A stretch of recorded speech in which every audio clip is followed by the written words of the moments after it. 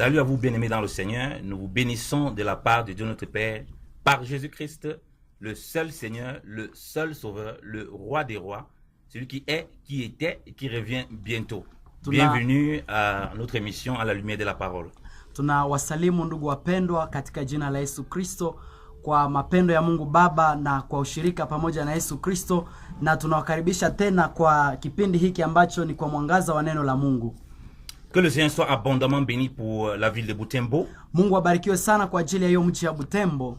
À la lumière de la parole, ça veut dire marcher dans la lumière de la parole. Kwa mwangaza wa neno la Mungu ni kusema kutembea kulingana na neno la Bwana. David dit, ta parole est comme une lampe qui éclaire mes sentiers. Daudi akasema ya kwamba neno lako ni taa ya miguu yangu. Et elle donne l'intelligence aux simples. Na nawapatia hekima na akili wanyenyekevu. C'est pourquoi nous aimons la lumière de la parole. Na ndio maana tunapenda mwangaza wa neno la Mungu. Parce qu'elle éclaire nos sentiers. Kwa sababu inaangaza njia zetu. Elle nous fait marcher dans les voies du Seigneur. Na inatutembeza katika njia ya Bwana. On ne marche pas dans la confusion. Hatutembei katika kuchanganikiwa. Et cette confusion est ôtée donc par la parole de Dieu. Na hiyo kuchanganikiwa naondoshwa ndani ya neno la Mungu kabisa. Car le Seigneur Jésus-Christ dit, kwa sababu Yesu Kristo anasema que quiconque se confie en lui, atakayemtumainia yeye, il n'est pas dans la confusion. Yeye hatachanganikiwa. La confusion n'est pas la part des enfants de Dieu. Uchanganyiko si katika hali ya watoto wa Mungu. C'est pourquoi il est important de connaître la parole. Na ndio maana ni muhimu sana kujua neno la Mungu. De connaître notre héritage en Jésus-Christ de Nazareth. Na kujua urithi wetu katika Yesu Kristo wa Nazareti. Parce que lorsqu'on connaît notre héritage en Jésus-Christ de Nazareth, kwa sababu tunapojua urithi wetu katika Yesu Kristo wa Nazareti, on ne marche plus dans les ténèbres n'importe comment. Hatutembei tena katika giza ingawaje. On n'est plus ballotté à tout vent de doctrine. Hatuendi katika njia yote ya elimu nyingine.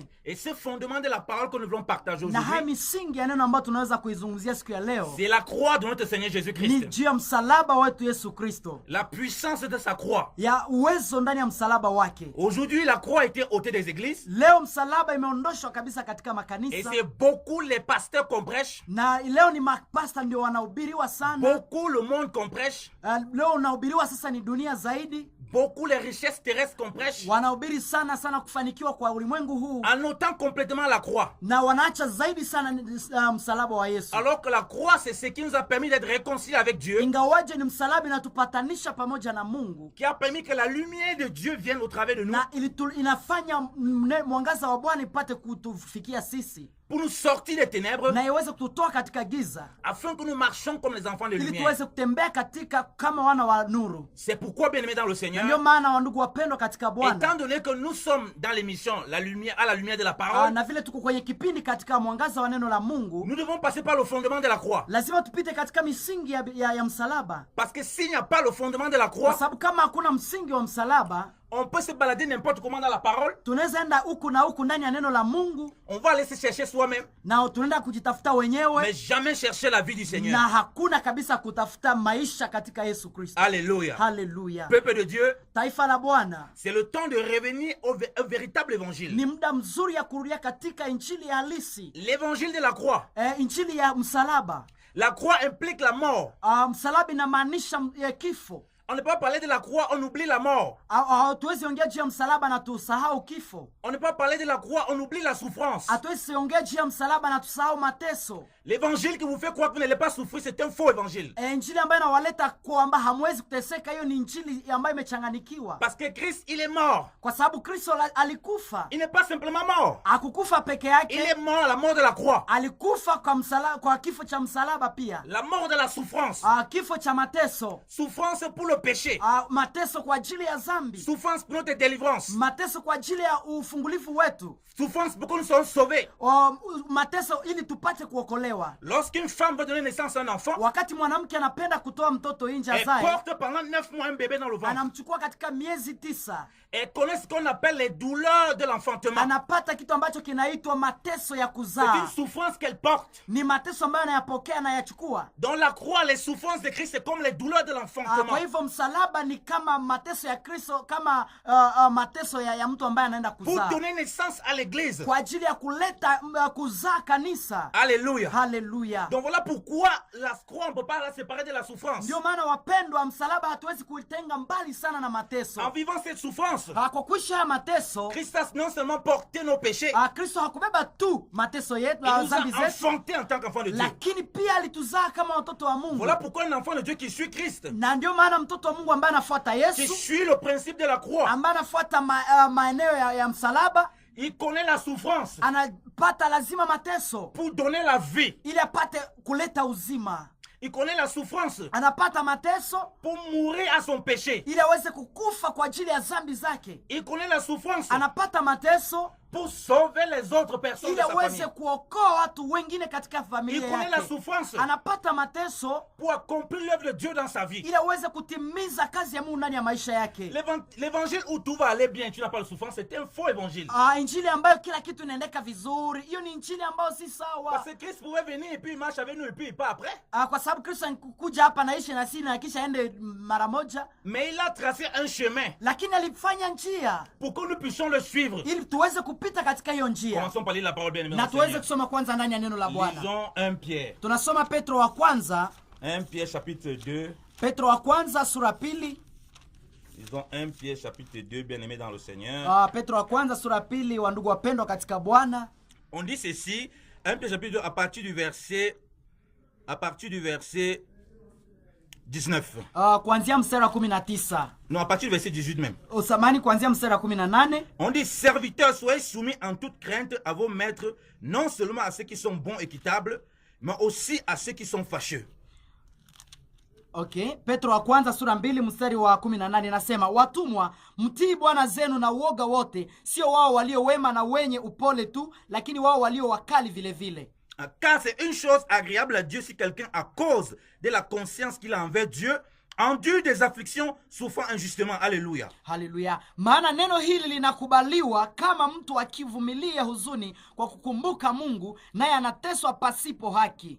Alléluia. Amen. Vous voyez que la parole de Dieu, bien aimé dans le Seigneur, kwamba neno la Bwana on dit wapendwa, que c'est une chose agréable à Dieu. ni neno ambalo linampendeza Mungu. Dieu prend plaisir Mungu anafurahia sana qu'on souffre à cause de lui, ili tuteseke kwa ajili en yake, agissant justement, katika kutenda katika haki, en agissant, en faisant ce qui est bon, kwa kufanya yaliyo en mema, faisant ce qui est équitable. kwa kufanya yaliyo sahihi. Les Juifs n'aimaient pas Jésus-Christ parce qu'il faisait du bien au peuple. Wayahudi hawakupenda Yesu kwa sababu alifanya mazuri kwa Ils wataifa. le persécutaient, Walimjaribu, mais il faisait toujours du bien. lakini alifanya tu mema. Et c'est ça la croix. Na hiyo ndio msalaba. La croix ne commence pas quand il va mourir sur le poteau. Okay, msalaba haianze wakati alipoenda juu ya msalaba pale kwa Mais poto. déjà le jour de sa vie, Lakini wakati alipoanza kuishi, quand il faisait du bien au peuple, wakati alikuwa anafanyia mema mataifa, quand il apportait la délivrance au peuple, wakati aliwafanyizia miujiza pendant ce temps il était persécuté. wakati yule alikuwa ndani ya majaribu, Pendant ce temps il était jugé injustement. wakati yule alikuwa na hukumiwa Il ne kabisa. rendait pas le mal par le mal, Akuleta mabaya kwa mabaya, hapana, mais il montrait l'amour de Dieu. lakini alionyesha upendo wa Mungu. L'église était un peuple pèlerin sur terre. Kanisa ni taifa ambalo liko wasafiri katika Voilà dunia pourquoi hii. les souffrances ne doivent pas l'intimider. Na ndio maana mateso haiwezi kukuutisha wewe Mkristo. Les souffrances de la croix sont comme de la préparation pour qu'elles puissent s'envoler pour l'éternité.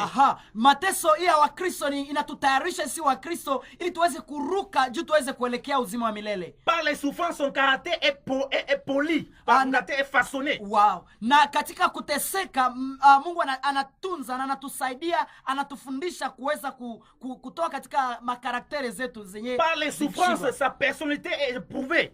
Na katika kuteseka inafanya sasa umutu wake uweze kuhakikishwa. Donc par les souffrances, lui-même il est beaucoup travaillé. Na katika kuteseka mtu anatimilika kabisa. Et au travers de ça, Dieu forme dans l'huile de la vie en lui. Na kwa ajili ya hii, kupitia njia hiyo, Mungu anafanya mafuta ya uzima ndani yake. Donc vous comprenez pourquoi les vierges sages avec de l'huile. Na ndio maana unaelewa ya kwamba wale wabikira walikuwa na mafuta. Avec beaucoup d'huile. Walikuwa na mafuta mengi. Nécessaire pour aller aux noces. Kwa ajili ya mambo yao. Bien aimé, c'est l'huile qui sort du pressoir. Ndugu mpendwa, ni mafuta ambayo yanatoka katika chombo. Du pressoir de la croix. Ndani ya chombo ya msalaba. Et ça passe par les afflictions, bien aimé, dans le Seigneur. Na inapita katika mateso hakika. Continuons la lecture. Tuendelee na neno. On dit au verset 20, autrement, quel honneur en aurez-vous si en recevant des soufflets pour avoir mal fait, vous le souffrez patiemment. Mais si en faisant bien, vous êtes pourtant affligé et que vous le souffrez patiemment, voilà où Dieu prend plaisir. Verse 20 inasema 20, kwa maana ni sifa gani kama mkikosa na munapigwa kwa sababu yake, munavumilia na saburi. Lakini kama wakati mnapotenda mema munateswa na munavumilia kwa saburi, neno hili linakubaliwa na Mungu. Alléluia. Amen, amen. Alléluia. Amen. Bien-aimé, ça c'est la parole de Dieu. Ndugu wapendwa, hiyo ndio neno la Mungu. La bonne et pure parole. Hiyo ni neno nzuri la Mungu. Pierre par qui Dieu utilise. Mungu ambaye Mungu anatumia Petro Pour nous donner cette parole. ili atupatie hili neno. C'est quelqu'un qui a marché avec Ni Jésus-Christ. mtu ambaye alitembea na Yesu Kristo. Donc qui a vu la vie du maître. Alitembea kaona maisha ya mwalimu Yesu. Et qui comprend la profondeur de ses paroles. Na alikuwa naelewa kabisa misingi ya Il ndani ya dit hiyo que neno. lorsqu'on fait des choses mauvaises, Na anasema juu ya kufanya mambo mabaya on souffre patiemment les injustices. tunateseka kwa bure kabisa. On souffre patiemment qu'on nous fouette parce qu'en réalité c'est pas une injustice parce qu'on a fait un mauvais truc. Aya, tunaweza teseka pasipo kufanya chochote, hiyo si makosa. C'est un peu ce qu'on mérite. Yes, ni kwa sababu ya kama Rita. Mais là il dit Lakini hapa anasema que lorsqu'on est affligé parce qu'on fait du bien, kwa sababu tukiteseka kwa sababu tulifanya il mema, dit Dieu prend plaisir. Mungu Alléluia. anafurahi. Haleluya. Et on ne veut pas enseigner ça aux chrétiens. Na hawezi hubiriwa hiyo wa Kristo. On dit non, c'est pas normal que tu souffres. Hiyo anaandika kama hayombe uteseke. Quand tu fais du bien, automatiquement tout le monde doit t'aimer. Watu ukifanya mema watu wengi wanakupenda Ce lazima. n'est pas vrai. Haiko kweli. Jésus-Christ a dit que si le monde m'a haï, Biblia inasema Yesu akasema kama dunia ilinichukia mimi, ils vont aussi vous haïr. itawachukia ninyi pia. Si le monde m'a aimé, Kama dunia ilinipenda mimi, ils vont aussi vous aimer. itawapenda pia nyinyi. Mais la parole nous révèle ceci, Lakini Biblia inatufunulia hivi. que la lumière est venue parmi les siens. Biblia nuru likuja kwa ajili ya wale Mais les walio siens ne wake, l'ont pas reçu. lakini walio wake hawakumpokea. Donc le fait qu'on ait la lumière, qu'on fait du bien, ça ne veut pas dire que les gens vont nous recevoir. Wakati tunapokuwa na neno, wakati tunapofanya mzuri, haiko kusema watatupokea pia. Mais on dit qu'à ceux qui l'ont reçu, alléluia, Haleluya. à ceux qui l'ont reçu, Wote waliompokea il les a donné le pouvoir d'être enfants de aliwapa Dieu. uwezo ya kuwa watoto wa Mungu. Ceux qui ne sont pas nés du sang et de la chair, Wale ambao hawakuzaliwa katika damu na mais nyama, qui sont nés de la volonté de lakini Dieu, waliozaliwa katika qui sont nés mapenzi ya de Mungu. l'esprit de Dieu, Wale waliozaliwa na roho wa qui sont nés Mungu, de la puissance de Dieu. waliozaliwa na uwezo wa Et Mungu, ceux-là vivent pour l'éternité. wale wanaishi kwa Alléluia. ajili ya umilele. Voilà Haleluya. pourquoi les souffrances de Na, ce siècle na ndio maana mateso ya siku za leo ne les ébranlent pas. hayawezi walunguza, hawezi watesa. Ils savent que c'est un processus normal. Ni mambo ambayo inakuwa ni kawaida kwao. Comme quand une femme porte un bébé. Ni kama tu mwanamke ambaye anachukua mimba ndani ya tumbo Elle ne peut yake, pas accoucher ce bébé sans avoir souffert les douleurs de l'enfantement. hawezi kuzaa pasipo kuona mateso ya mimba. C'est que ce n'est pas une vraie grossesse. Na ndio maana haiwezi kuwa ni mimba sahihi. Elle souffre pendant 9 mois. Anateseka miezi 9. Elle cherche des positions pour dormir au lit. Anatafuta maposition ya kulala kwa kitanda, Et tout ce moment, lakini wakati haya yote elle veut à ce que le bébé ne meure pas. anakesha ili mtoto asikufe ndani yake. Elle est prudente à la vie qui est en elle. Anamchunga ndani ya uzima ambayo iko ndani yake. Ainsi, nous, dans le monde, Na sisi katika hiyo dunia, quand nous passons par la croix, l'épreuve de la croix, wakati tunapopita katika nous majaribu ya sommes comme mateso ya cette femme msalaba, enceinte qui nous couchons, tunajisikia kama tunazaa, tuko ndani ya mimba, qui prenons garde à la vie divine qu'on a reçue, na tunaichukua katika hiyo maisha ya uzima ambayo tuko nayo ya Mungu, qu'elle puisse éclore pour l'éternité. ili wezi tupate katika uzima wa milele. Voilà pourquoi, au lieu que les souffrances nous attristent, Na ndio maana kwa ajili ya hiyo mateso ili kuliko itutese, nous nous réjouissons dans le Seigneur. lakini tunafurahi katika Bwana, Parce que nous aussi, ça nous travaille notre kwa mentalité. sababu inatusaidia na inatusaidia zaidi Ça ndani nous yetu, travaille notre caractère. inatusaidia kwa ajili ya maisha yetu ya Ça nous kuishi, prépare vers l'éternité. yanatutarajia kwa ajili ya milele Et ça wetu, nous rend aussi des instruments puissants pour toucher les na autres. inatufanya kuwa mainstruments ziko na nguvu kwa ajili ya kufikia wengine. Alléluia. Haleluya. Donc bien aimé, l'affliction n'est pas une contrainte. Ndio maana wandugu, mateso haiko kuteseka zaidi C'est un kabisa, processus normal. lakini ni mambo ambayo ni kawaida kwa ajili yetu. Aussi longtemps que tu as accepté la croix de Na Jésus-Christ, ndio maana wakati wote ambao ulipokubali tu msalaba as wa accepté Yesu, le véritable évangile. ulipokubali injili ya kweli, Pas un évangile qui fait plaisir aux bila ile oreilles. injili ambayo inafurahisha masikio, L'évangile de la croix, injili ya msalaba, où tu meurs à toi-même. hii ambayo unakufa kwa ajili yako mwenyewe, Tu meurs à tes propres intérêts. unakufa kwa ajili ya mafaida zako mwenyewe. Quand la femme a l'enfant dans le ventre, Wakati mama iko na mtoto ndani ya elle tumbo, pense à la vie de cet enfant. anakumbuka sana maisha ya Ce mtoto, n'est plus son intérêt qui compte. hankumbukake tena faida yake yeye mama. Même quand elle a les douleurs, Hata kama kunaweza kuwa elle mateso, pense à son bébé. anaangaliaka sana kwa Elle mtoto veut wake, qu'il vive. anaangalia juu ya mtoto ndani yake Quand tu kuishi. vis, tu passes par la souffrance de la croix, Wakati unapita katika mateso ya msalaba, tu ne penses plus à ton intérêt. aufanyake tena kwa ajili ya faida Tu yako, vois l'intérêt des autres. unaona kama faida ya wengine, Tu sors de la cupidité. unatoka ndani ya tamaa, Tu sors de la convoitise pour tes propres biens. unatoka ndani ya tamaa juu ya mambo yako Tu mwenyewe, commences à penser aux pauvres. unaanza waza kumasikini, Tu commences à penser aux veuves. unaanza waza walioachwa Tu na commences à waume, penser aux démunis. unaanza waza kwa walioteseka À kabisa, ceux qui ont besoin de la vie. wale ambao wanahitaji maisha, À ceux qui ont besoin d'être sauvés. wale ambao wanahitaji kuokolewa, À ceux qui n'ont pas de moyens. wale ambao hawana kitu chochote Tu le kweli. vis pour toi-même. Hauishi tena juu yako mpendwa, Tu sors de la cupidité. unatoka ndani ya tamaa juu Tu yako, sors dans un autre évangile. unatoka ndani ya injili ingine, Un évangile qui fait plaisir ile aux injili oreilles. ambayo inafurahisha tu Tu masikio. commences à voir comme Dieu voit. Unaanza ona kama vile Mungu anavyoona. Jésus-Christ est venu dans ce monde. Yesu Kristo alikuja duniani Il a hapa, tout abandonné dans les cieux aliacha yote mbinguni pour venir parmi nous. ili Alléluia. uweze kuja katikati yetu. Haleluya! Parce qu'il a pensé à notre Kwa intérêt. sababu waliwaza kwanza faida yetu si Ça, c'est la wanadamu, puissance de la na croix. hiyo ndio nguvu ya Voilà msalaba. pourquoi il n'y a pas les vraies délivrances dans Na ndio l'assemblée. maana hakuna kufunguliwa ya Voilà kweli pourquoi ndani il ya n'y a pas un vrai masamble, amour dans l'assemblée. hakuna upendo wa kweli ndani ya makanisa leo, Parce que les gens refusent l'épreuve de la croix. kwa sababu watu wanakataa mateso ya msalaba. De vivre la croix que le fondement même. Hawataki kuishi meme hiyo msalaba ambayo ni misingi lazima, Parce que dans la croix, bien kwa aimé, sababu ndani ya msalaba mpendwa, comme à soi, unakufa kwako mwenyewe et qu'on kibinafsi, pense aux intérêts des autres. na unawaza kwa ajili ya faida ya On wenzako, voit la puissance de Dieu qui nous rassemble. na tous. unaona sasa nguvu za Mungu On voit la zinatukusanya. puissance de Dieu qui amène l'équilibre dans l'église. Unaona sasa nguvu za Mungu inaleta sasa kuweka ndani ya amani ndani ya Il n'y a kanisa. pas de gens abandonnés dans l'assemblée. Hakuta kwa watu ambao wataachiliwa ndani ya kanisa, Aujourd'hui, dans l'assemblée, vous voyez des gens qui sont pauvres et d'autres qui sont très riches. na ndio maana utaleta ndani ya makanisa kuna watu ambao ni matajiri sana na wengine ni maskini sana, Les riches s'en foutent des pauvres. na watajiri hawajali sana Ils masikini. ne pensent qu'à leurs affaires qui doivent prospérer. Wanaangalia tu mambo yao ambayo itawafaidisha na itawaendelesha mbele. Ils oublient que s'ils ont les moyens, c'est Dieu qui a permis ça. Wanasahau ya kwamba hata kama wale yale ambao wanao nayo ni Mungu aliyowapatia wao, Les pasteurs qui entrent dans cette hypocrisie, na watumishi ambao wanaingia ndani ile unafiki, dans cette séduction, ndani ile kuchanganikiwa, ils ne peuvent plus prêcher l'évangile pour que les riches se dépouillent pour aider les pauvres. hawezi saidia tena kuhubiri injili ambayo inaweza kuleta matajiri kusaidia masikini, Parce que les riches les donnent des dîmes. kwa sababu wale matajiri wanawapatia moja ya Les kumi, riches les donnent beaucoup de biens. yale matajiri wanawapatia mambo Et mengi, ils achètent leur silence avec cela. na wananunua ile silence yao ndani ya ile pesa Ils zao. viennent des prédicateurs de la cupidité. Na kuna kesa wale watumishi wa tamaa Ils ne peuvent plus prêcher la croix. hawakuje kuhubiri msalaba, Parce qu'ils ne vivent plus la kwa croix. sababu hawaishi tena msalaba. Lorsqu'un serviteur de Dieu vit la croix, bien aimé, Lakini wakati mtumishi wa Mungu anaishi il est msalaba, intègre dans la prédication. yeye ni mwaminifu katika Il veut que tout mahubiri, le monde porte la croix de Christ. anapenda kila mtu abebe msalaba wa Kristo, Comme lui-même il la porte. kwa sababu yeye mwenyewe pia anaibeba. Voilà pourquoi il ne cherche pas à prêcher quelque chose qui est intéressant aux oreilles des Na gens. ndio maana hahubiri mambo ambayo itaweza kufurahisha masikio S'il ya wao. voit qu'il y a des riches dans l'assemblée, Kama kuna watu watajiri katika il va makanisa, s'arranger à ce que leurs richesses ils prennent pour mettre à disposition des pauvres. atafanya yote mpaka yale matajiri, hiyo utajiri wa matajiri ifanye kazi kwa ajili ya S'il maskini. voit qu'il y a des paresseux dans l'assemblée, Kama kuna wale wavivu ndani ya il kanisa, va s'arranger à mettre des processus pour que ces gens puissent travailler. atafanya yote mpaka wale wavivu waweze kutumika pia. On ne peut pas te mentir, venir donner une offrande, après ta vie va marcher, c'est faux. Hawezi kusema ulete sadaka na maisha yako itatembea, hapana, ni mbaya. Tu as les problèmes, on dit non, il faut venir donner l'offrande, il faut venir donner l'offrande, ta vie Uko va na marcher. maproblemu, kisha mtu anasema no, ulete ile sadaka na maisha yako itakuwa mzuri. Fais une offrande sacrificielle.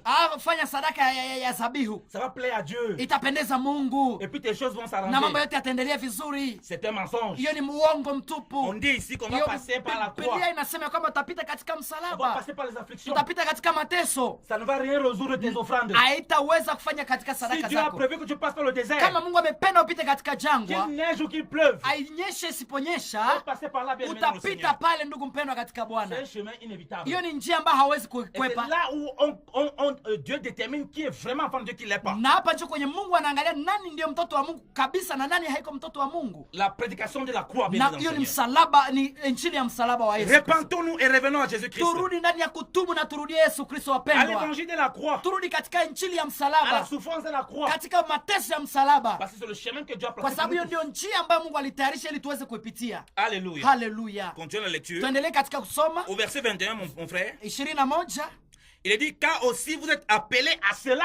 Kwa sababu mliitwa kwa ile, Vu même que Christ a souffert pour nous, nous laissons un modèle afin que vous suiviez ses traces. Alléluia. maana Kristo aliteswa kwa ajili yenu vile vile, hila haikuonekana kinywa. Okay, samahani, nasema maana Kristo aliteswa vile vile ili aweze kufuata nyayo zake. Haleluya. Alléluia. Amen, On amen. dit que nous sommes appelés à la souffrance. Biblia inasema tumeitwa kwa ajili ya mateso. Quel est cet évangile qui nous dit que aujourd'hui c'est l'année de ta souffrance est finie? Ile ni injili gani ambayo imekuja leo ambayo inasema hiyo ni mwaka ya mateso yako itaisha? Ça, ce n'est pas l'évangile de Christ. Hiyo haiko injili ya Kristo. Nous connaissons des joies dans le Seigneur, ça c'est sûr. Tunaishi ndani ya furaha ndani ya Bwana, hiyo ni Mais nous aussi kweli. passons par des souffrances. Lakini tunapita pia katika mateso. Parce que la vie déjà en général est difficile. Kwa sababu maisha ya kila mtu lazima iko toujours difficile La kwanza. vie n'est pas facile. Maisha haiko rahisi.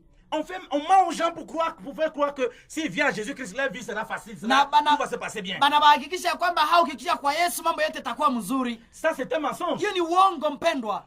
Pierre dit que nous sommes appelés à cela. Petro anasema tumeitwa kwa mateso. Donc c'est un appel. Hiyo ni mwito. Vous savez que quand on fait un appel, personne ne peut louper à cet appel. Mnajua bakifanya mwito hakuna mtu anaweza kata hiyo Ceux mwito. qui loupent cet appel, c'est ceux qui ne sont pas appelés. Ni mwenye anakata hiyo mwito yeye manake hakuitwa. Parce que Jésus a dit, mes brebis entendent ma voix. Kwa sababu Yesu alisema kondoo zangu wanasikia sauti Elles ne yangu. vont pas suivre un étranger. Hawatafuata mgeni, mnyang'anyi. Comme ça, c'est un appel. Kwa sababu hiyo ni mwito. Le Seigneur appelle ses brebis comme ça. Mungu hivyo ndivyo anaita kondoo Elles zake. connaissent la souffrance de la Na croix. anajua mateso yao ya Elles ne msalaba. peuvent pas rejeter ça. Hawezi kuitupa hapana. Parce qu'elles savent que c'est en ça que le maître les identifie. Na wanajua kwamba hapa ndipo Yesu Kristo Bwana wao C'est anawajulia. un appel. Hiyo ni mwito. Quand quelqu'un t'appelle par ton nom, tu connais que c'est toi qui l'appelles. Kama babako anakuita kwa jina lako, unajua ni kwamba yeye ndiye Donc quand amekuita. le Seigneur met un processus pour nous purifier, pour nous sanctifier, pour nous amener à la maturité, alors quand il nous appelle, on reconnaît. Kama Bwana Yesu Kristo anapenda tulete katika kukua kukomaa,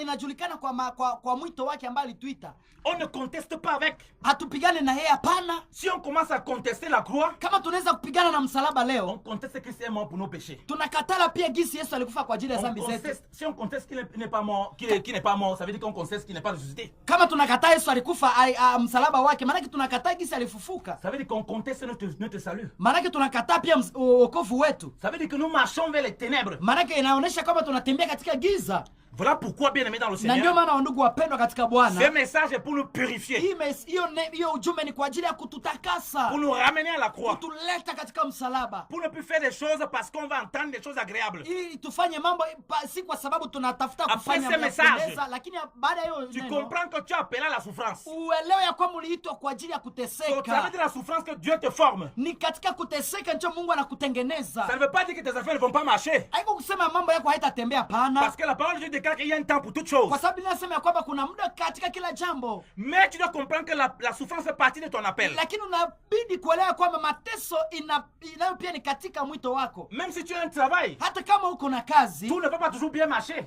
si yote kwamba itatembea Tu vas vizuri. connaître des moments de souffrance. Utapata tu mateso lazima. Arrête d'aller donner les offrandes à des prédicateurs à gauche et à droite. Acha kupeleka sadaka huku na huku kwa matumishi na huku na huku. Confie-toi au Seigneur. Tumainia Bwana. Et si tu as mal fait, Kama ulifanya mabaya, confesse ton péché. kiri zambi zako.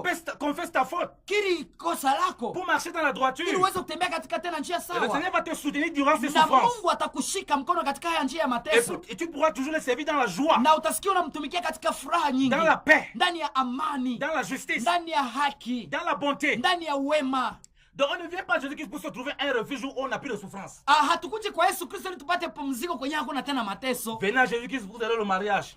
Mkie kwa Yesu mtapata ndoa. Venez à Jésus-Christ, vous allez les prophéties, vos affaires vont marcher. Mkuje kwa Yesu mtapata unabii, mambo yenu yote yataendelea. On voit les femmes qui viennent à Jésus-Christ pour trouver Marie et depuis la 20 ans, elles trouvent pas Marie. Tunakuta wanawake wanakuja leo kwa Yesu Kristo ya kutafuta wanaume, lakini unaona miaka 20 naisha na hakuna hata mwanaume On voit des aingia. gens qui avaient même les affaires, ça marchait même un peu. Ils sont venus pour que les affaires marchent encore même mieux. Ça ne marchait plus. Tunaona wengine walikuja hata mambo yao ikiwa inaendelea vizuri hata kama walikuwa wapagano, lakini walipokuja mambo sasa hayaendelei Parce qu'ils ont vizuri. entendu un autre Kwa évangile. sababu walisikia injili ingine. Un évangile qui fait plaisir à l'oreille. Ile injili ambayo inafurahisha tu masikio. Parce que vous savez, l'homme n'aime pas la souffrance. Mwanadamu hapendi L'homme mateso. n'aime pas quand ça fait un peu mal. Mwanadamu hapendaki asikie ubaya. Il veut toujours essayer de contourner ça. Anapendaka tu ibadilishe hiyo Voilà mabaya. pourquoi à l'hôpital il y a ce qu'on appelle la péridurale. Pour que la femme n'accouche, ça ne fait pas de douleur. Na ndio maana katika hospitali kuna mambo ambayo inaitwa ya kuzuiza mateso ili mwanamke C'est azae. beaucoup utilisé en Europe. Ile inatumikishwa sana katika nchi za En Europe. Afrique, beaucoup de gens aiment encore l'accouchement naturel. Katika Afrika hapa tunapenda kuzalishwa basi kwa hiyo ya kawaida. C'est le processus que Dieu a créé Na hiyo ndio naturellement. Mungu alifanya, sasa iliumbikwa na Mungu peke yake. Donc, bien aimé dans le Na Seigneur, ndio maana wandugu wapendwa, Christ a laissé un modèle Yesu aliacha njia ya kufuata pour qu'on suive ses traces. ili tuweze kufuata hiyo nyayo yake. Si on ne suit pas les traces de Christ, Kama on suit les traces de tufuate qui? nyayo ya Kristo, basi unafuata ya nani? C'est la question qu'il faut se poser. Na hiyo ndio swali linajiuliza. Si on nous apprend pas que les souffrances doivent faire partie de notre lot, kama tunajua kwamba mateso lazima ikuwe juu yetu, on va tomber dans la séduction. tutaanguka ndani ya kuchanganikiwa. On va tourner en rond dans le désert. Tutazunguka tu ndani ya jangwa. Donc dans nos affaires, lakini katika mambo yetu ambayo tunayafanya, il faut qu'on sache que la croix, ça passe par la souffrance. Inabidi unajua kwamba msalaba inapita katika mateso. Au travers de ça, Dieu nous forme. Katika haya Mungu anatutengeneza. Il y a le moment où c'est un peu plus apaisé.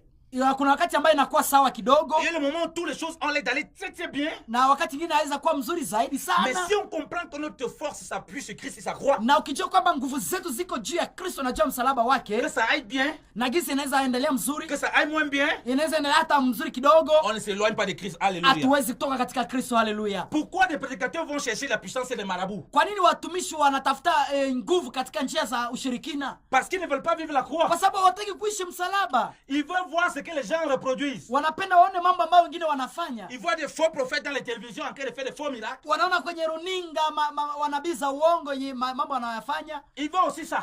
Wanafanya nao pia wao. Il va avoir des marabouts partout à gauche à droite. Wanaona watumishi wa uongo huku kushoto na kulia. Pour avoir une certaine puissance. Wanaangalia vile nao wanaweza pata nguvu zile. Voilà comment ils tombent dans une séduction diabolique. Na chama wanapotea na wanaanguka katika hiyo kuchanganikiwa ya kimapepo. Mais quand tu vis la croix bien-aimée dans le Seigneur, unapoishi msalaba ndugu mpendwa Bwana, tu n'as pas besoin de ça. Hauna lazima ya haya yote. Tu sais que la puissance découle de la croix. Alléluia. Unajua kwamba nguvu zinatoka katika msalaba. Haleluya. Parce que dans la croix, kwa sababu ndani ya msalaba. Alléluia. Amen. Haleluya. Alléluia. Amen. Amen. Dans la croix, kwa msalaba, quand il y a eu la mort là, kuna pale kunao kifo pale, quand il y a eu l'ensevelissement de Christ, pale kunao kufufuka kwa Kristo, et la résurrection de Christ, pale kuna ufufuko wa Kristo, ça ne s'est pas arrêté là. Haikuishi hapa mpendwa. La parole de Dieu déclare, Biblia inasema hivi, qu'il a exposé les dominations en spectacle. Alléluia. Yote kwa wazi le matawala juu. La souffrance de la croix, ukipita katika mateso ya msalaba, là où la puissance de Dieu se manifeste en nous, kuna nguvu za Mungu inamanika. Les démons qui tournent autour de nous sont exposés en spectacle. Pepo zinazotuzunguka zinakuwa wazi. La puissance de Dieu détruit tous les tabernacles diaboliques, zinaangusha madhabahu yote ya shetani, toutes les choses que le diable fait, kila kitu ambacho shetani anafanya. Comme bien-aimé, mpendwa, donc si tu marches dans la croix, ukitembea katika msalaba, tu te brises, unajifanya kukuwa umetengenezwa, unatembea katika utakatifu, tu abandonnes les pratiques lugubres, matendo yote ya tu commences à voir ta délivrance se manifester. Unaanza na ufungulivu wa Bwana inaanza onekana sasa. Tu ne vas plus courir de faux prophètes en faux prophètes pour avoir la délivrance. Tena kwa manabii na manabii wa uongo, hapana. Tu as une délivrance qui dure éternellement. Mungu anakupatia ufungulivu wa milele. Alléluia. Hallelujah. Voilà pourquoi les gens passent le temps de faux prophètes en faux prophètes pour chercher la délivrance. Na ndio maana watu wanaenda kwa manabii wa uongo na manabii wa uongo kutafuta ufungulivu, délivrance. Ils refusent la croix. Wanakataa msalaba. Quelqu'un vit avec la communion fraternelle avec des frères. Watu wengine wanaishi pamoja na wandugu sao. Non, on m'a trop blessé, je ne veux plus vivre avec des frères. Mimi sitaki kuishi nao kwa sababu waliniumiza. Parce qu'il ne veut pas souffrir la croix. Kwa sababu hakupenda kuishi mateso ya msalaba. Et il est étonné que le même péché qu'il a, il faut qu'il tienne avec tout le temps. Kitu ya kushangaza ni ile dhambi moja ile inabakia naye tu kila wakati. Les défauts qu'il a, il faut qu'il tienne avec lui. Makosa yiko nayo ni ile makosa inabakia juu yake. L'impression qu'il tourne en rond. Ile mambo ambayo yanazunguka juu yake. Parce qu'il refuse la croix. Kwa sababu anakataa msalaba. Le fer aiguise le fer. Chuma kinanoa chuma. C'est en étant avec des frères comme Christ était avec ses disciples que la croix se vit. Ni katika wandugu pamoja na wandugu ndio pale msalaba ina mtu anaweza kuishi. La croix où tu es enfermé dans ton coin, c'est là, ça ce n'est pas la croix. Msalaba yenyewe uko peke yako, ile haiko msalaba. Christ a vécu la croix au milieu du peuple. Yesu aliishi msalaba pamoja na wandugu wengine. Comment toi tu dis que tu veux vivre la croix, que tu vis les souffrances de la croix, que tu passes par la croix, que tu passes par les difficultés, mais tu es dans ton coin toi seul? Namna gani unaweza sema mimi naishi msalaba, mimi naishi msalaba, alors que unaishi wewe peke yako? Parce que tu te vois supérieur aux autres. Kwa sababu unajiona mwenye nguvu kuliko wengine wote. Tu te vois meilleur que les autres. Unajiona mzuri kuliko wengine. Du coup tu te mets dans l'orgueil. Na wakati mwingine unajifanyia ndani ya kiburi. Tu te mets dans l'orgueil, tu peux chasser que des démons. Kama uko ndani ya kiburi utafukuza pepo gani? Parce que Satan est le propriétaire de l'orgueil. Shetani mwenyewe yeye ni mwenyeji wa kiburi. Donc, il va te pousser à demeurer dans l'orgueil, bomber la poitrine. Atakuleta kuingia ndani ya kiburi na udumu ndani ya kiburi. Tu es le seul vrai homme de Dieu. Wewe ni mtumishi mmoja tu hapa mtembo peke yake. Ne pas te rabaisser, tu te rabaisses devant la Bible comment? Unaweza jishusha mbele ya watu hapa. Tu es humble.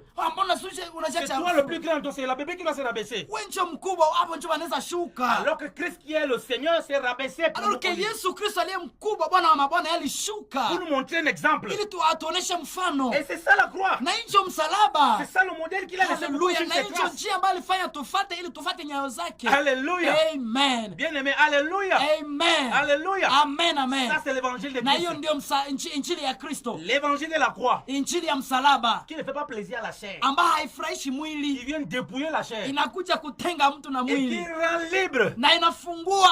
Alléluia. Amen, amen. Alléluia. Amen, amen. Ils ont toujours la parole bien aimée, Twende katika Seigneur. tu neno la Mungu. On lit à partir du verset 22. On dit, 22.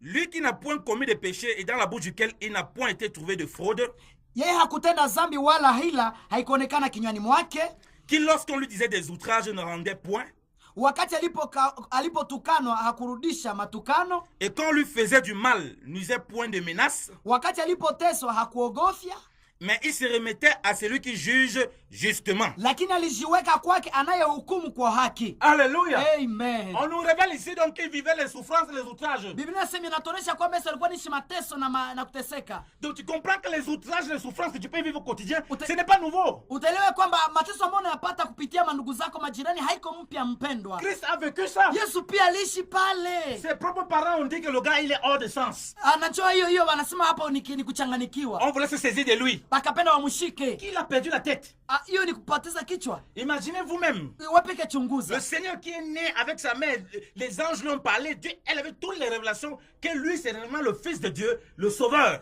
Wapeke chunguza. Yesu mwenyewe ilikuwa inajulikana kwamba yeye njo Mungu na malaika wakahakikisha kwa mama yake kisi njo mkombozi kabisa. Mais c'est encore eux qui le persécutent. Lakini wao pia njo wanamjaribu. Alors toi, on n'a même rien dit sur toi quand tu es né. Lakini wewe hakuna hata kitu ambacho walisema. Tu es né dans le péché. Ulizaliwa kwanza ndani ya dhambi. Alors ta souffrance sera encore double. Sasa wewe mateso yako itakuwa zaidi. Alors quelqu'un à qui on a dit non, toi là, ses parents savaient. Lui vraiment, il est loin. Lui va faire l'œuvre de Dieu. Il a tout ça. Et les parents, ils savaient, ils ont persécuté quand même. Wao walijua kwamba Yesu anakuja ni mpakaliwa, walijua kwamba anatoka kwa Mungu, malaika walihakikisha, lakini alijaribiwa lakini. Alors qu'ils sont nés dans le péché, on va faire comment? Sasa wao waliozaliwa ndani ya dhambi sasa. Quand on connaît la lumière de sasa. Christ, on va être plus que persécuté. Malaki kama umejua neno la Mungu umwangaza Mungu utajaribiwa zaidi. On va connaître les outrages. Utapata mateso. On va connaître le rejet. Utapata kutupiwa. Mais ce n'est pas comme ça qu'on va se définir nous. Na haiko pale njoko tutajifanya On kujulikana. va pas se lamenter où on est rejeté, on est haï. Hatutalia, tumeachiliwa nini. On dit il ne rendait pas les outrages. Alléluia. Biblia inasema hakurudisha matukano. Donc on voit que par la croix, nous ne parvenons pas à faire aussi les autres, ce que les méchancetés que les autres font. Na katika njia ya msalaba tunaelewa ya kwamba mabaya wanaotufanyizia hatuirudishe vile vile. La croix nous donne les moyens pour pouvoir répondre à ceux qui nous outragent. Okay, msalaba inatupatia njia ya kuweza kurudishia kuwajibu wale ambao wanatutesa kwa Et hekima. ne pas user des menaces. Na haiwezi kutuleta katika hali ya kupigana nao. Quand vous voyez les serviteurs de Dieu commencer à menacer les autres, faites attention là, vous êtes des ouvriers du diable. Attention ici là. Là on veut plus vous voir ici. On comprend que ils se comportent effectivement des gens qui sont en ennemis de la croix. Mkiona watumishi wa Mungu ambao wanaanza pigana na watu ambao wanafuata Mungu vizuri, wewe nyinyi hatuwataki hapa nini hivi na hivi, wale ni maadui kabisa wa msalaba. Les menaces sont du diable.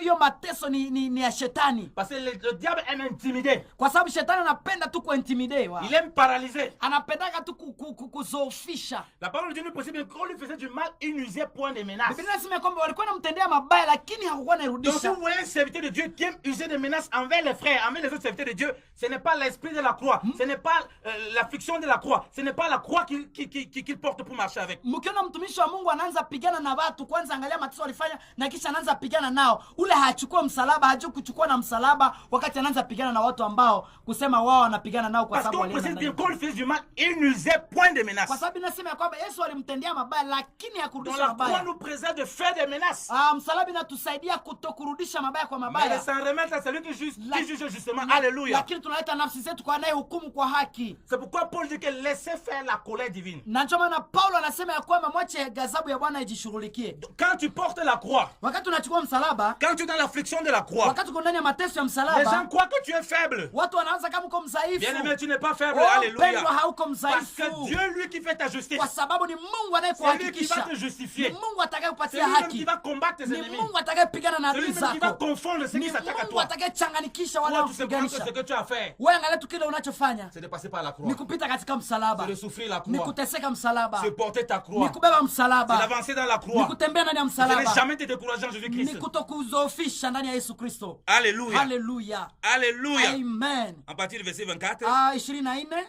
Lequel même a porté nos péchés en son corps sur le bois. Yeye mwenyewe alichukua dhambi zetu katika mwili wake. Afin qu'étant morts au péché, nous vivons à la justice par la maîtrise duquel vous-même vous avez été guéris. Alléluia. Amen. Hata sisi tukiwa wafu kwa maneno ya dhambi tuwe hai kwa maneno ya haki. na kwa kupigwa kwake muliponyeshwa. Amen. Alléluia. Amen, amen. On ne révèle donc pas la croix de Christ. Biblia inatuonyesha hapa ufunuo ya On msalaba wa était Yesu. mort à nos péchés. Alikufa juu ya dhambi zetu. Donc maintenant, quand nous mourons au péché, Kama nasi tunakufa kwa ajili ya dhambi, nous vivons maintenant pour la justice divine. tunaishi sasa juu ya haki ya mbingu. Nous sommes des personnes qui aiment la justice. Tunaishi watu ambao wanapenda haki. C'est pourquoi le Seigneur dit, heureux ceux qui aiment la justice. Na ndio maana Biblia inasema heri wanaopenda haki. Heureux ceux qui ont le cœur pur. Heri wanao moyo safi. Comment tu veux aimer la justice et avoir le cœur pur si tu ne passes pas la croix? Aha, namna gani unaweza kuwa na moyo safi na utapenda haki na haukupita Parce ndani qu'on ya voit que par la msalaba? croix, il a lavé les péchés. Kwa sababu ndani ya msalaba wake alizima dhambi. Il nous donne la capacité de vivre par la justice. Na anatupatia uwezo wa kuishi katika haki. D'être des prédicateurs de la justice comme Noé. Na tunakuwa watumishi wa haki kama vile Nuhu. Et là, on dit que par ses meurtrissures, il nous a guéris. Na Biblia inasema kwamba katika kupigwa wake tukapona. Comment on Haleluya. veut t'apporter une guérison avec les eaux, l'eau bénie? Namna gani unasema utapata uponyaji ndani ya maji ya kubarikiwa? Hiyo ni uchawi. Ça, c'est les choses démoniaques. Hiyo ni uchawi ama ya baraka. On dit que par les meurtrissures de Christ, Biblia inasema kwa mateso ya Yesu Kristo, tu es guéri, bien-aimé au Seigneur. ulipona Si mpendwa. tu écoutes cette parole par la foi, Ukisikii neno kwa imani, ta guérison se trouve dans cette croix de Christ. na uponyaji wako ndani ya Tu msalaba crois wa que par Kristo. ses meurtrissures, Na ukiamini kwamba ndani ya mateso tu yake es guéri. unapona, Tu vois la guérison arriver dans ton corps. utaona uponyaji Tu pili vois la ndani ya guérison mwili wako. arriver dans ton âme. Utaona uponyaji ndani ya nafsi Là où les gens yako. t'avaient blessé, tu ne parvenais pas à pardonner. Pale ambao watu walikuchoma moyo na Parce que tu hawezi as reçu la kusamehe. parole du Seigneur qui dit par ses meurtrissures, tu es guéri. Kwa sababu umepokea neno ambayo inasema kwa kupigwa wake Tu vois la umepona. guérison de ces Na blessures. hapo utaona uponyaji wa hiyo Tu mateso vois la ndani ya moyo. guérison du rejet de la famille que tu as eu. Utapata uponyaji ya ile kutupiliwa na jamii Tu ambayo vois la guérison des ulitupiliwa. souffrances que tu as vécues. Utapata uponyaji ya hiyo mateso ambayo ulipitia. Tu vois la guérison des péchés qui t'ont tourmenté. Utapata uponyaji ya mazambi ambayo ilikutesa siku Tu nyingi. vois la guérison de la division qui avait été installée. Utapata uponyaji ya hiyo kutengana ambayo ilijionesha mbele yako. Alléluia. Haleluya. Par quoi tu vois ta guérison, bien aimé dans le Seigneur? Mpendwa, unaona wapi uponyaji En passant, wako? tu as dit, viens, on va t'imposer les mains pour que tu guérisses. Viens, on va t'imposer lesquelles mains? Wewe mpenda tu pastor kusema tutakuwekea mikono, tutakupekea mikono utapona. Nani atakuwekea mikono? Ce n'est pas qu'imposer les mains était un problème. Kuwekea mikono haiko shida. Ça commence par la croix. Mais lakini naanza katika msalaba. Si on ne te prêche pas la croix comme Kama ça, haubiriwa msalaba tu vas croire mpendwa, que c'est le pasteur qui guérit. utaanza kama ni pastor ndio Du anaponya. coup, ta foi sur le pasteur et non Na sur la parole imani de yako Dieu. itakuwa juu ya pastor lakini hautakuwa juu ya neno la Mungu. Ta foi ne se retrouve pas dans la croix, Imani yako haitakuwa juu ya msalaba, mais se retrouve dans les hommes. mais itakuwa juu ya Et wanadamu. Dieu dit, maudit l'homme qui se confie Na à Biblia l'homme. inasema alaniwa anayetumainia mwanadamu, Mais bénis l'homme qui se confie à lakini l'Éternel. abarikiwe mtu ambaye anatumainia Bwana. Alléluia. Haleluya. La croix est un instrument de réconciliation.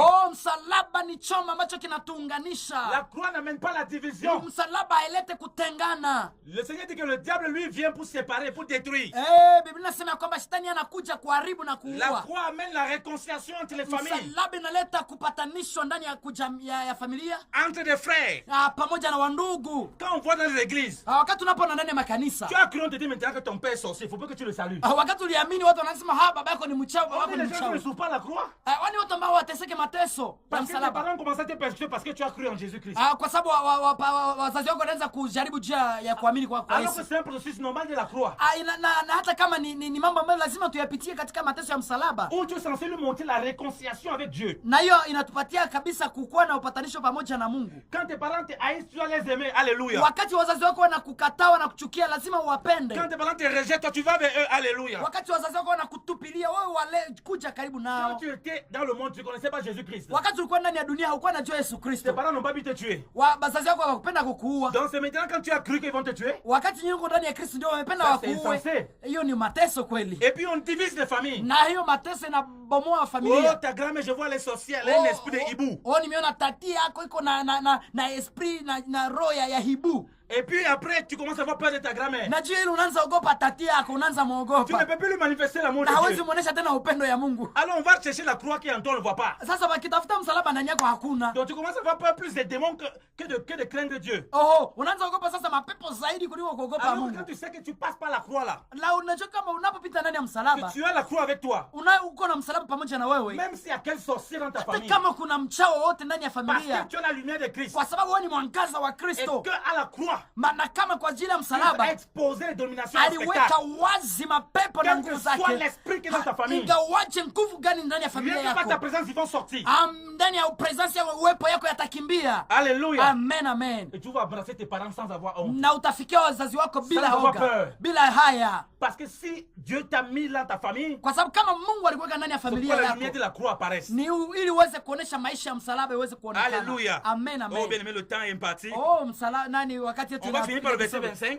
tunaanza soma kwanza 25 Après, on va laisser un petit minute pour les questions. na tutaacha wakati kidogo tuje ya swali kidogo. Il est dit au verset 25, quand vous étiez comme des brebis errantes, Biblia inasema kwamba kwa maana mlikuwa mnapotea kama kondoo, mais maintenant vous êtes convertis au pasteur et à l'évêque de vos Haleluya. âmes. Lakini sasa mmemrudilia mchungaji wa mwangalizi wa roho zenu. Alléluia. Amen, amen. Vous voyez qu'avant on était comme des brebis errantes. Mbona Donc, gisi zamani dispersés tulikuwa partout. kama kondoo wasio na mchungaji, on est convertis vers le pasteur et le bon berger. lakini tumerudi katika kwenye mchungaji. Le véritable pasteur que ton pasteur doit te montrer, c'est Jésus-Christ. Mchungaji Alléluia. wa kweli ambao lazima pastori yako akuoneshe ni Yesu C'est Kristo. lui qui amène la réconciliation. Yeye ndiye analeta ushirika na uhusiano. On était dispersés. Tulikuwa tumepotea. Comment se fait-il donc que les gens peuvent aimer les divisions, séparer les frères, créer la confusion, créer des sectes parmi les chrétiens? Kwa nini watu wamependa tu kuchanganishana, kutengana na kuleta tu machanganyiko ndani ya Wakristo? Diaboliser les frères ici, diaboliser les frères là-bas. Kuwafanya kwa wale ni wa mapepo, wale ni madevoship, wale ni watu gani hapa? Ça montre qu'ils ne marchent pas dans la Hii croix. inaonyesha wazi kwamba watembea ndani ya Ils ne suivent pas la msalaba, croix. hawafuati msalaba. Même lorsque les brebis, lorsque tu encadres des brebis, Hata kama unapokuwa na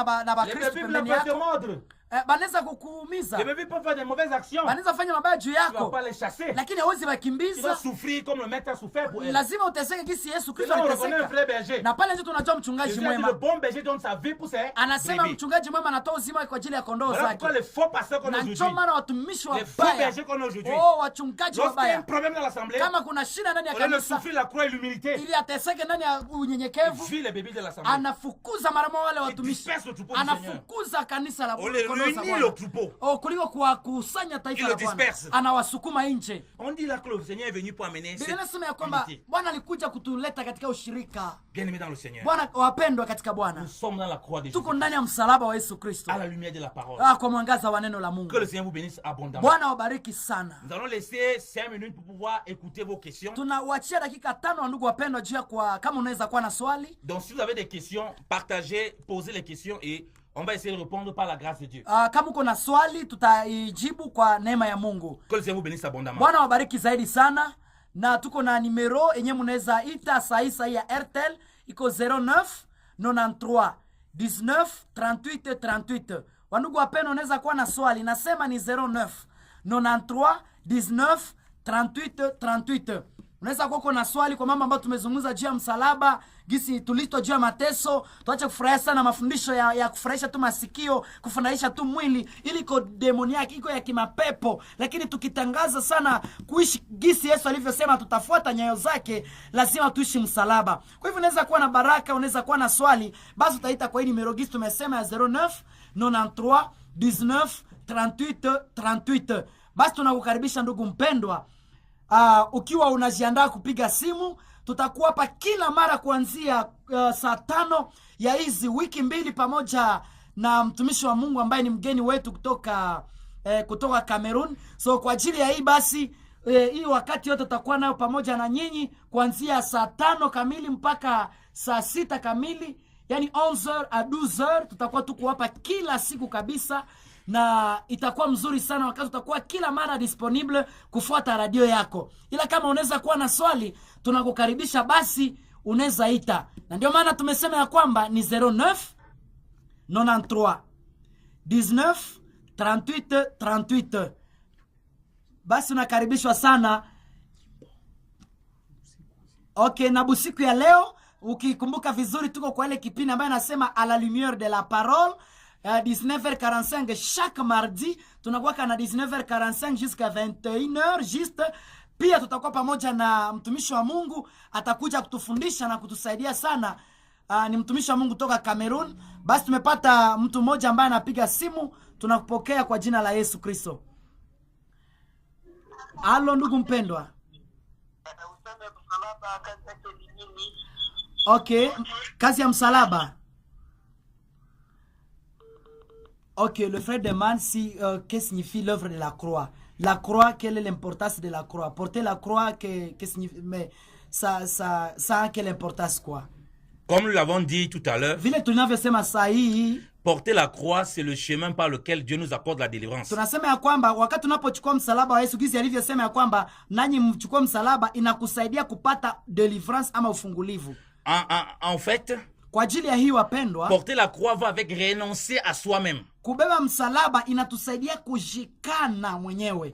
On porte la croix en suivant dans les instructions du Seigneur. Tunabeba msalaba kwa sababu tunatembea katika nyayo na mapenzi ya Yesu Kristo. Quand on entend porter la croix, Kama ubebe msalaba, faut pas croire que je demande de prendre un bois et puis mettre sur sa tête. haiko kubeba Et comme beaucoup de personnes, ils mettent des petites croix au cou là. Unaona wengine wanabaki msalaba Ça, c'est pas porter la croix. na mishenete ya msalaba. Ça, c'est porter un petit bois avec soi. Ile haiko ndio kubeba msalaba, ile ni kubeba tukaka kitu. Donc porter la croix, c'est de suivre le Seigneur et passer par le chemin qu'il a passé. Kubeba msalaba ni kutembea ndani ya mateso. Gisi Yesu alitembea, hakupenda tamaa, hakupenda kujifurahisha, ni kutembea ndani ya mateso yake. En renonçant totalement à soi-même. Ni kujikana mwenyewe kabisa na mabezo na maendeleo yako. Au fait, la croix, c'est la mort. Yani msalaba ni kifo. La mort à nos propres intérêts. Ni kifo kwa mambo yenyewe natuletea faida na La mort à nos péchés. Kukufa juu ya mambo ya zambi, mapeshe Pour suivre les traces du Seigneur. Jua kufuata nyayo za Yesu Kristo. Si tu comprends cette œuvre de la croix, Ukielewa hiyo kazi ya msalaba, qui est la mort à soi-même, unakufa ndani yako qui est le mwenyewe, renoncement à soi-même, unajikana mwenyewe pour suivre le Seigneur, ili ufuate Bwana Yesu. tu souffres les difficultés avec les frères, Unateseka pamoja na wandugu katika tu Bwana, encaisses les problèmes, unapata ile mashida ya hii dunia, il y a les difficultés, les souffrances, unaweza kuwa mateso unaweza pata, mais tu t'appuies sur le Seigneur, lakini unashikamana na Bwana Yesu. il te travaille toi-même déjà ton caractère. Anakutengeneza mwenyewe juu yako. C'est ça l'œuvre de la croix. Hiyo ndio kazi ya msalaba. L'œuvre de la croix est venue pour nous sauver. Maanake kazi ya msalaba ilikuja juu ya kutuokoa. L'œuvre de la croix dans ta vie donc t'amène la purification, Kazi ya msalaba ilikuja kututakasa, t'amène le salut, inakuletea wokovu, t'amène l'assurance, inakuletea uhakikisho, t'amène la sainteté, inakuletea utakatifu, t'amène l'assurance même dans tout ce que tu fais. inakupatia meme hata nani kukuwa na Et hakika te ndani ya permet de kila rentrer kitu, dans les promesses de na Dieu. inakurudisha ndani ya ahadi za Encore une Bwana. fois, comme je dis, le problème de l'homme, c'est que quand l'homme pêche, l'homme est égocentrique, il tourne autour de lui-même. Na njoo utakuta mwanadamu wakati alipofanya dhambi anajifanya kila kitu yote ikuwe juu yake tu. Donc il regarde que ses propres intérêts. Anaangalia tu faida zake Et mwenyewe. l'œuvre de la croix vient pour abolir tout Sasa ça. kazi ya msalaba inakia kazima ile kila kitu La yote. croix est venue pour anéantir le péché. Kazi ya msalaba inakia zima dhambi ndani ya mtu. Donc si on ne passe pas par la croix, Na ndio maana kama upite ndani ya msalaba, alors on aura du mal à vivre la sainteté. manake itakuwa nguvu kuishi pia utakatifu. Avec tous les éléments qu'on a cités durant le message. Wakati tumesoma hii maneno yote ambayo tumezungumza ndani ya hiyo message, J'espère que ça a été clair pour toi, bien aimé dans le tunajua gisi Seigneur. imewaangazia wandugu Que le wapendwa. Seigneur te permette de marcher toujours avec Basi lui. tunakuombea Mungu akusaidia Et de uweze vraiment kutembea porter la katika croix. na utembee ndani ya On a kwa commencé sur le msalaba. premier enseignement. Tumeanza leo siku ya On va kwanza, continuer les autres jours. tutaendelea kesho na siku Et je zingine crois que les choses zote, seront beaucoup plus claires dans ton esprit. na itakuwa mzuri sana na Mungu atakuangazia zaidi mwa hizo semaine. Soyez bénis en Jésus-Christ. Mungu akubariki katika Yesu Kristo. On reste toujours à disposition. Je ne sais pas si on a encore le temps. Le temps est fini. Tunamaliza, muda wetu umeisha kwa radio parce que nous avons seulement 1 heure ici. Ouais, c'est tellement sucré. C'est en tout cas ni uzuri sana. Lakini pia le soir nous sommes ici à partir de 19h. Tutaendelea kuanzia 19h45 mpaka 21h. Kwa hivyo restez connectés mes chers amis, chers à Butembo, mko connectés 19h45 mpaka 21h tutakuwa hapa. Bien sûr aussi demain à 11h juste jusqu'à 12h pendant toutes ces 2 semaines nous serons ici à la radio Graben RTGB. Kwa hivyo tunawakaribisha sana kufuata hiyo kipindi na zaidi Mungu awabariki sana. Na ukitamani kutuita unaweza ita saa yoyote. Tout le temps, nous sommes libres. Vraiment, tu peux nous appeler. Peut-être que tu n'as pas les unités à 7 heures. Il faut nous appeler tout le temps. Vraiment, nous sommes libres sur 09 93 19 38 38. Que le Seigneur vous bénisse abondamment. Amen. Soyez abondamment bénis. Mbarikiwe zaidi sana. Amen. Basi mbarikiwe sana.